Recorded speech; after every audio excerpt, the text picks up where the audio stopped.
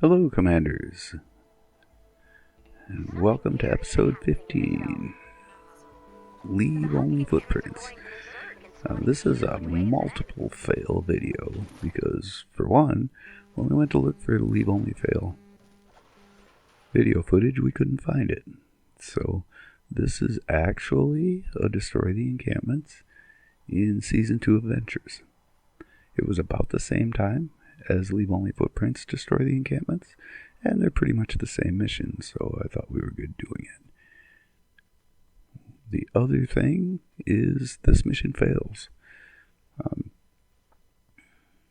It is a good idea to pay attention to your mission and your completion of the mission. I don't recall we recorded these weeks before we used them in a video. I don't recall what I was thinking at the time, but it certainly looks like I thought I was done, and I wasn't. So, that's a problem.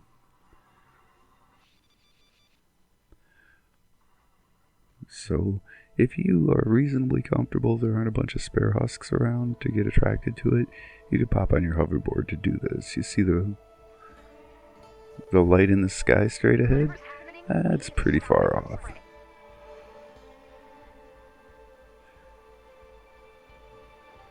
Sometimes I use the hoverboard, sometimes I don't.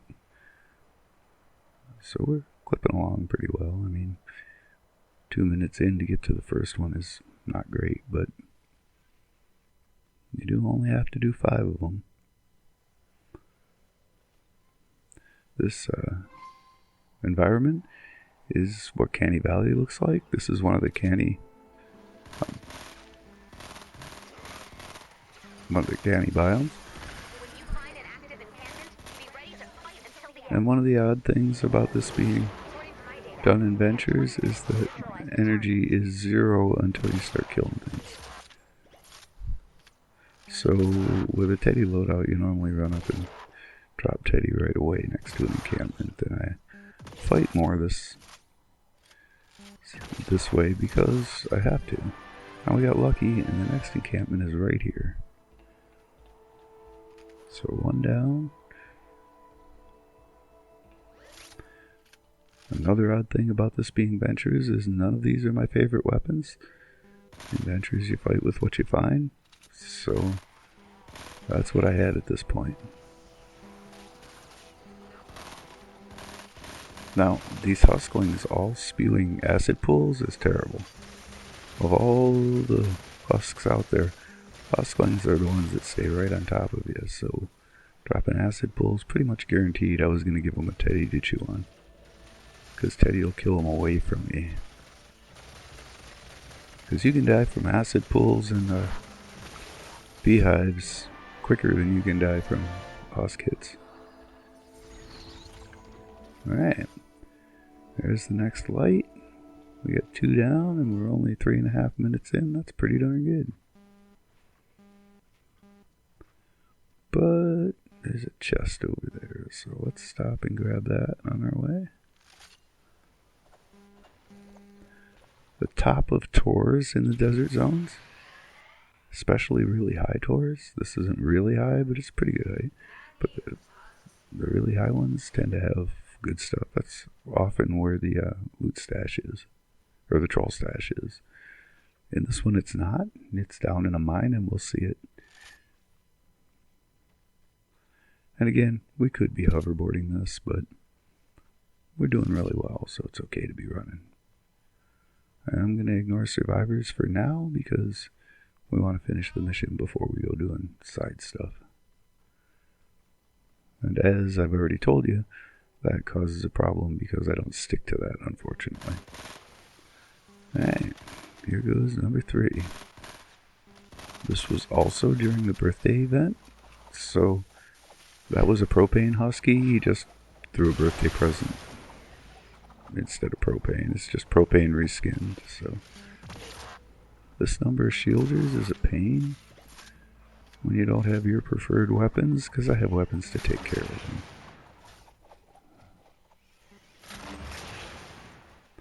Basically, I like explosives on shielders. It takes them out quick.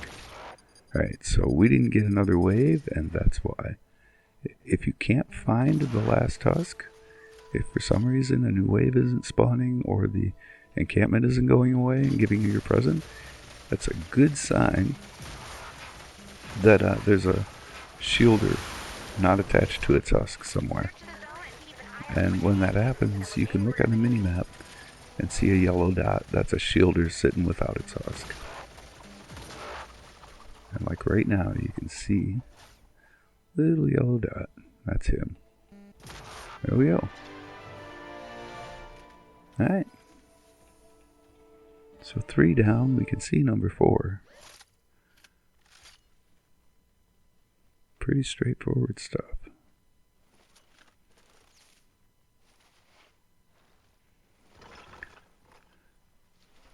One of the keys to encampments is always be moving. Don't let them trap you somewhere. And another is if you're really struggling with encampments, you can build up over them and attack them. And height gives you some time. I mean, if they have a route up to you, they'll take it. But if you buy some time, you can kill more of them before they get to you. You don't want to build too high because you don't want it to get broken down and you fall and get knocked. If you get knocked and have lives, if you say, oh, this is another feature of Ventures, is getting things out of vending machines, but I didn't see anything I liked. If you get knocked and you have lives left, if you hit it right away, as soon as you can, then you'll be able to stay where you are in the encampment progress. So if you're on wave 3 and you get knocked, see, just shooting those 2 set this whole thing off way over there, which is unfortunate, but we'll improvise. This is why I don't like the grenade launcher, is it's hard to hit moving targets. But hey, a group stationary right next to you, easy. If you don't have a life left, or you take too long to, say, use one of my lives, the encampment will completely reset. So you can be on wave 3 and have to go back to wave 1 and start over. So anything you can do to keep from getting knocked is a good idea. Freeze like that happens, especially if there are a lot of husks on the screen. Nothing you can do but fight through it and hope that you don't die before you get control back. Excuse me. So these husks are dazed. It happens usually from a floor or wall launcher, but sometimes when they jump, they can get confused about where they are, and they just stand there after that, and you can kill them. Okay, so that is 4 down. We have a ton of time left. This is a no-brainer, and I stop and I look at challenges. It's almost like at this point I thought I had all 5 of them.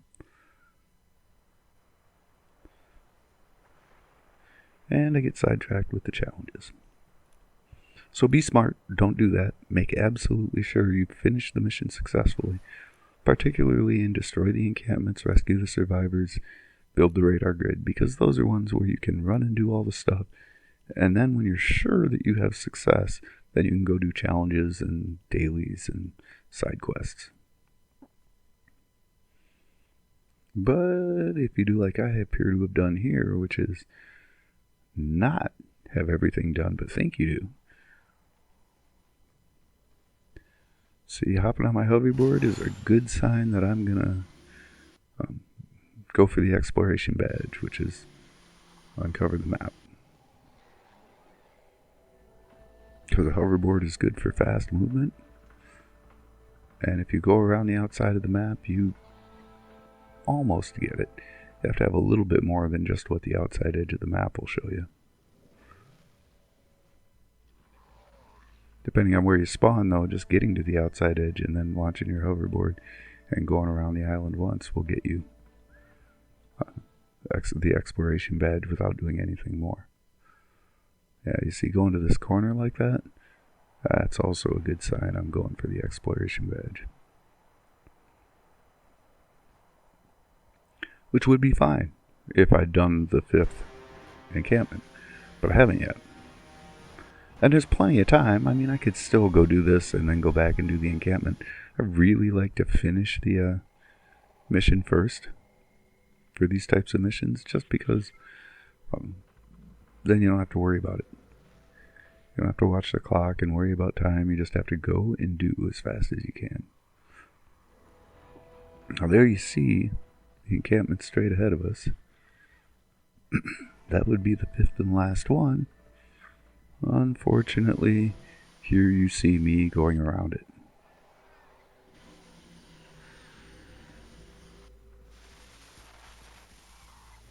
Truly weird and really only explainable if I think I'm done.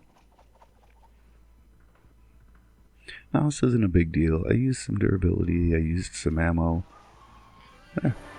We got the exploration badge. Really isn't a big deal.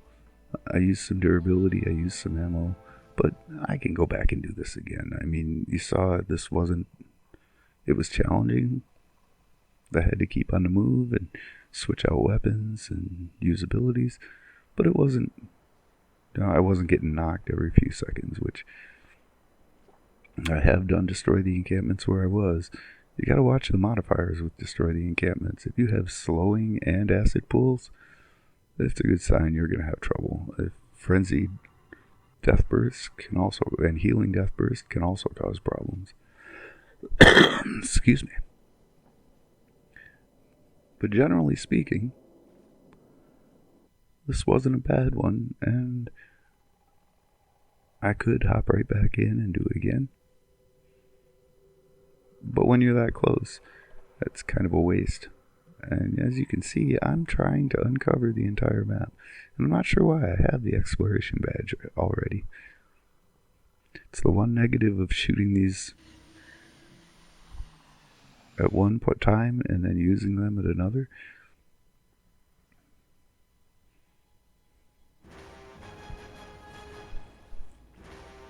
Our next episode will be the next SST, which people seem to like those more. Well, and save a survivor, get attacked by a random taker. And takers are scary as all get out. They can hurt you bad. But if you just back up and keep shooting them in the face, you can beat them. Most of the time. Sometimes you'll get the level difference. The power level difference is such that takers can 1 or 2 hit you. And in those cases, it's a lot harder to finish them off before they take you.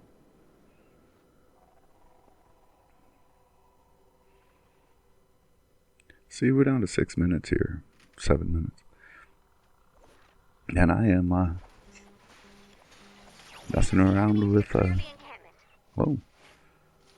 The encampment got triggered somehow.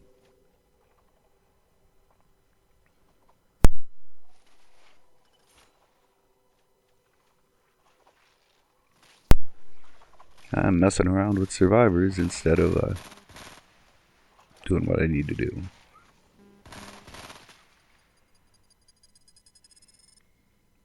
Medkit dead.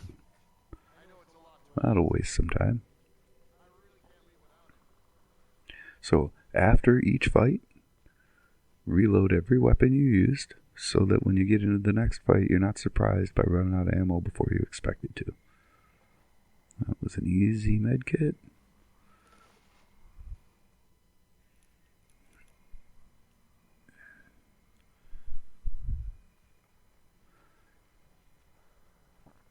And I really am looking at challenges like I think I'm done with encampments.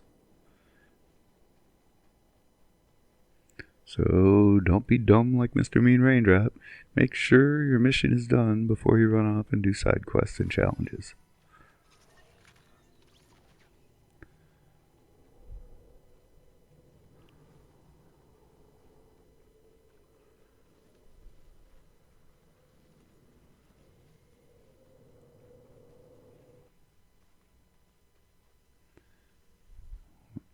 Running across the desert here. And collecting materials.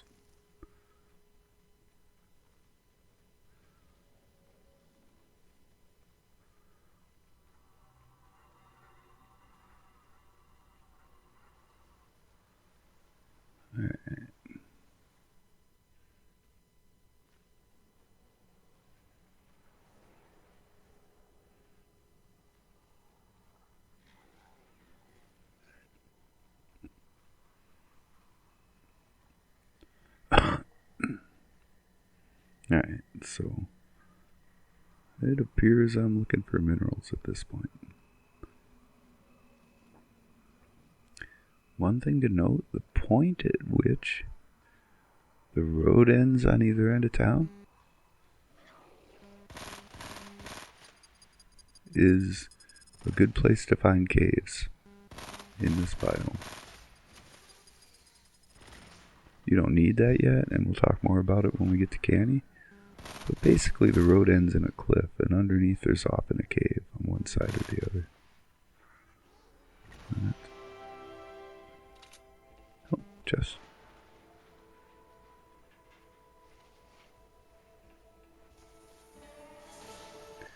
Alright, we're down to 3 minutes and 39 seconds. It's getting to the point where there simply is not time to finish a 3-level encampment. So, in Destroy the Encampments, the first 2 encampments you do will have 1 wave each. The next 2 will have 2 waves each, and then the 5th encampment has 3 waves. At 3 minutes, 3 waves, it's possible, but you better kill husks fast. Because the waves are based on killing off the husks, right? The next wave spawns when you've finished with this one. So, that's a problem. Even if at this point I realize that I'm not done, it's not going to do me any good. And I'm going into a mine anyway. So if it's not on the top of a mesa, this is often where to find the troll stash.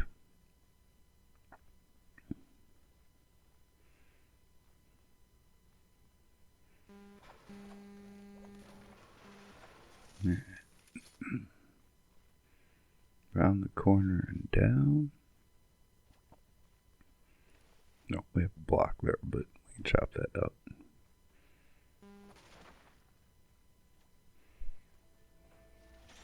Alright, at 158, I'm willing to say, even if I rushed now and got to the encampment quickly, I couldn't do 3 waves.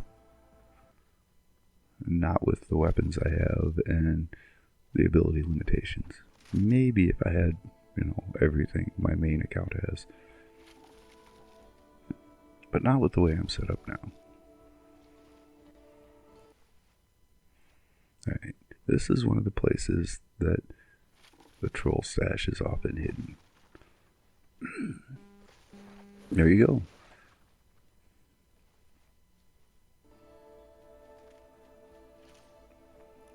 And I am keeping way too many weapons, even in ventures. So I'll clean some out and I'll do a more thorough cleaning later. One of the things I don't like about ventures is you have to do this in-game. You can't do it outside of the game. You must be in a mission because you can't see your inventory outside of missions. Oh, I'm getting attacked. Time to do something quick here.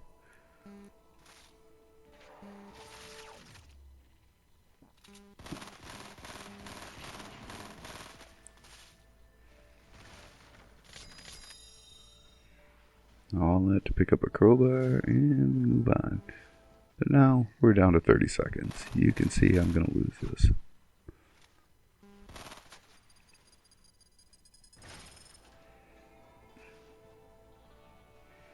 And it's all fun. I mean, I used a little bit of durability and I used some ammo, but I gathered a lot of stuff too, so.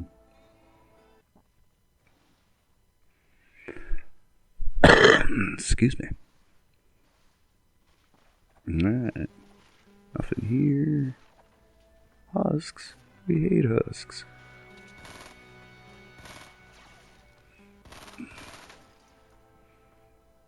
And time's up. So I'll say it again. Always check to make sure that you completed the mission before you go off and do other things. My guess is I believed I completed the mission, and I didn't.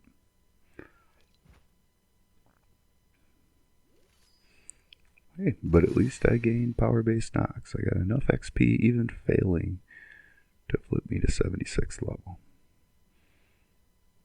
And get the rewards. So that's nice. They give you a chest at the end here. I have theories for why they do that. Unfortunately, the rewards are so bad that it just twists the knife of having lost. So, we'll see that in a second here. I think they give you the chests so that there's a placeholder for things like if you beat an epic mini boss, you get gold coins and or either an evolution cache or a schematic cache. And I think that the chests for losing are placeholders in case you have that and lost.